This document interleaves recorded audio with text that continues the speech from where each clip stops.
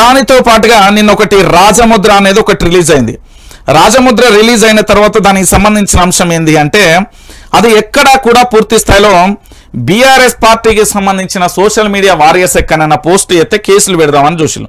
దాన్ని ముందస్తుగా హెచ్చరించడం వల్ల ఎక్కడా కూడా పూర్తి స్థాయిలో కూడా చేయని పరిస్థితి కనబడ్డది.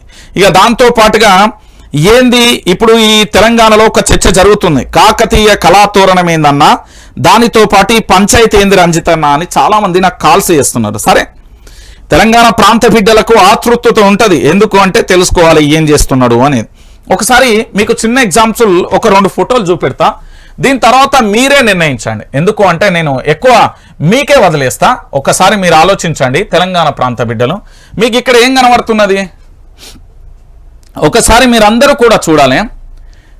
ప్లేగు బంధం చార్మినార్ మహమ్మారి నివారణకు గుర్తుగా నిర్మించిన కుతుబ్షాహీలు 4 శతాబ్దాలుగా మత సామరస్యానికి ప్రతీకగా చారిత్రక కట్టడం గుర్తుపెట్టుకోరి. ఢిల్లీపై ధిక్కార ప్రతీక కాకతీయ కళాతోరణం.